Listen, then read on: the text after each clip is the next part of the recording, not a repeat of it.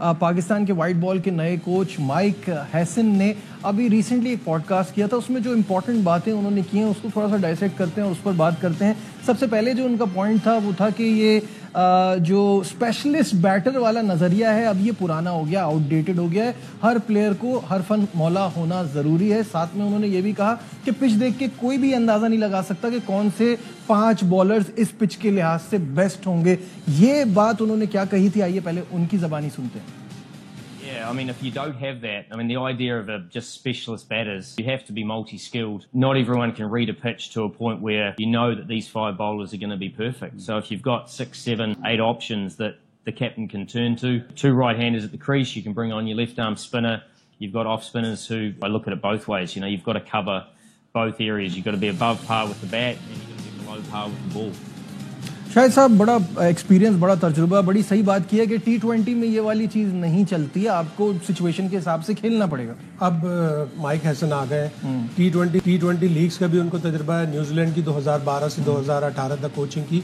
उनके जो strong points में उनमें ये है कि वो पूल ऑफ प्लेयर्स बढ़ाते हैं, प्लेयर की एबिलिटी बढ़ाते हैं।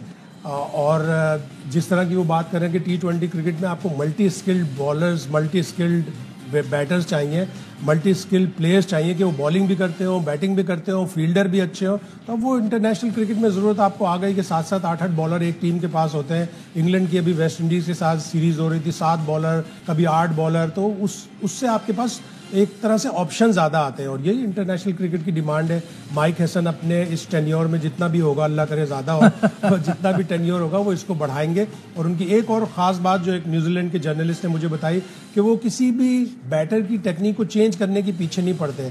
जब वो पहली दफ़ा कोच बने तो ब्रेंडन मैक्यूलम कप्तान थे, ज़ाहिर है वो ब्रेंडन मैक्यूलम को नहीं सिखाएंगे कि बैटिंग किस तरह की जाती है। फिर वो उनके दूसरे कप्तान आए केन विलियमसन को किसी को बताने की ज़रूरत नहीं है कि किस फॉर्मेट में किस तरह की बैटिंग करनी है। तो ज़्यादा उनका जो स्ट्रॉन्ग पॉइंट है वो अपोजिशन के बॉलर्स को लेके अपने बैटर्स को और अपने सामने वाले बैटर्स की सारी नॉलेज लेके अपने बॉलर्स को बताते हैं और उस तरह टीम को आगे लेके चलते हैं। बिल्कुल सही। और साथ साथ थोड़ी प्रैक्टिकल अप्रोच भी लगी मुझे उनकी। एक जगह उन्होंने ये भी कहा कि अभी बड़े उतार चढ़ाव आएंगे, नताइज फौरी नहीं आते किसी भी चीज़ के। ये क्या कहना था उनका, ये let's have a look. Won't come instantly. You know, I'm aware of that, and as people are aware of that, we will have some ups and downs, but we're aware of where the pinnacle events are and where we want to peak. You know, there's a process to that, and key roles, we're aware of that, whether that be with the NCA, whether it be with the chairman, whether it be with selectors, whether it be with senior players. We all need to be on the same page in terms of where we want to get to. शायद साहब बात तो बिल्कुल सही कर रहे हैं। और वो जो हम शुरू में बात कर रहे थे कि हमें थोड़ा पेशेंस रखना पड़ेगा। और ये जो बार बार यही बात है कि हम कोई टॉप टीम से नहीं जीते, हम बांग्लादेश से जीते हैं, यूएई से हार कर आई थी, बट वहाँ हमें वो ग्लिम्पसेस मिले जो हम चाहते हैं। आगे क्रिकेट किस डायरेक्शन में जानी चाहिए, बेबी स्टेप्स लेते हैं फॉरेन कोच, वो देखते हैं, वो पेशेंस के साथ काम करते हैं और वो थोड़ा टाइम मांगते हैं। तो हमें टाइम देना पड़ेगा माइक हैसन को। जब वो न्यूजीलैंड के कोच बने थे उस वक्त भी साउथ अफ्रीका में न्यूजीलैंड की टीम बड़ी बुरी तरह हारी थी, लेकिन ओवर द ईयर्स फिर उन्होंने अपनी टीम बनाई और न्यूजीलैंड उनके टेन्योर में सिर्फ मतलब कभी भी होम सीरीज नहीं हारी। तो वो लेके चल रहे थे एक टीम को अच्छी तरह। और फॉरेन कोच जितने भी होते हैं वो टाइम मांगते हैं। अभी ब्रेंडन मैक्यूलम को वाइट बॉल की कोचिंग दी, इंग्लैंड बुरी तरह से T20 वर्ल्ड कप में कुछ नहीं कर सका। जब से वो आए उसके बाद से जितनी भी उन्होंने वाइट बॉल सीरीज खेली, चैंपियंस ट्रॉफी से पहले आए थे, चैंपियंस ट्रॉफी में कुछ नहीं किया, अभी उससे पहले उनके इतने अच्छे नताइज नहीं आए, लेकिन पेशेंस दिखाया England and Wales Cricket Board ने और वो बनाने में कामयाब हो जाएंगे टुवर्ड्स T20 वर्ल्ड कप। बिल्कुल ऐसा ही लगता है। साथ साथ उन्होंने ये भी कहा कि किसी भी प्लेयर के लिए दरवाजे बंद नहीं है, लेकिन अगर ये कहता है कि पाकिस्तान के लिए खेलने के लिए बेचैन हूँ तो फिर उसको टीम के हिसाब से, सिचुएशन के हिसाब से खेलना होगा। आइए देखते हैं उन्होंने ये क्या कहा। Shut the door on anybody, and I think that once you're a good player, you're a good player, but sometimes you need to just stretch yourself a little bit. I think and that's with bat and ball, I'll talk to every player. This is the job description basically. If you want to play for Pakistan in this role, these are the things we need to see. So rather than necessarily what we've seen in the past, it's like everyone can change. You know, I'm desperate to play for Pakistan. This is what I want to do. This is what the team requires. शायद साहब क्या कहेंगे? ये तो सलमान आगा भी कह चुके हैं कि किसी भी प्लेयर पे दरवाजे बंद नहीं हुए। जो टीम प्लेयर से एक प्रोसेस होता है, अच्छे बड़े प्लेयर भी टीम से बाहर होते हैं, वो जाते हैं दोबारा डोमेस्टिक क्रिकेट में लीग्स में जाएं, लीग्स में आपके पास टाइम है। बाबर आजम के पास लीग में जाने का एक मौका है, अल्लाह करे रिजवान का भी वहाँ कॉन्ट्रैक्ट हो, शाहीन शाह अफरीदी का भी हो, ये सारे जाएं।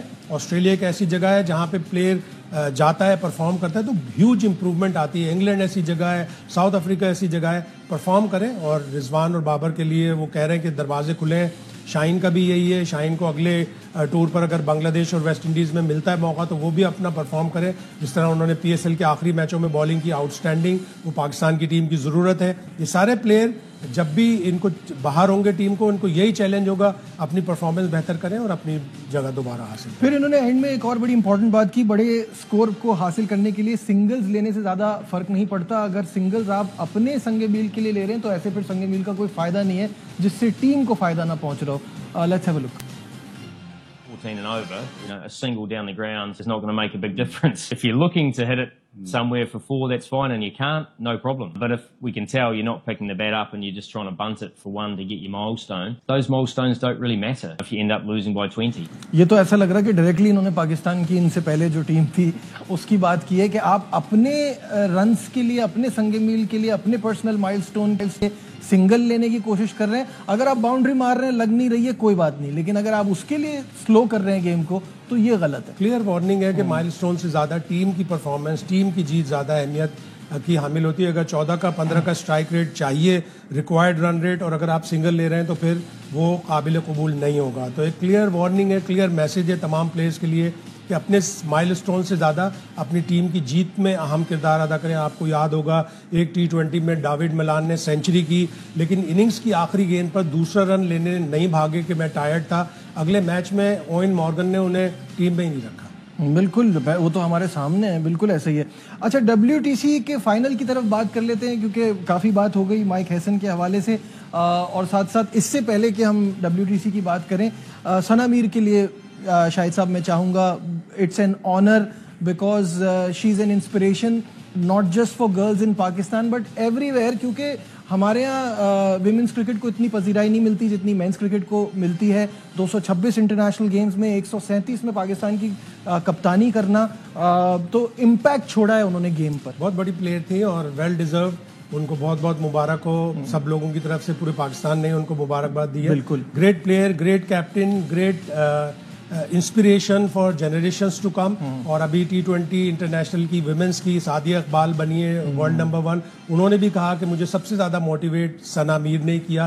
तो सना मीर एक आइकॉन है पाकिस्तान प्लेयर, पाकिस्तान की विमेंस क्रिकेट में, और मैं तो चाहूंगा कि वो पाकिस्तान की विमेंस क्रिकेट में आए और विमेंस क्रिकेट की मदद करें। उनकी जैसी कोचिंग या उनकी जैसी इंस्पिरेशन कोई और दूसरा नहीं दे सकता। बिल्कुल ठीक है।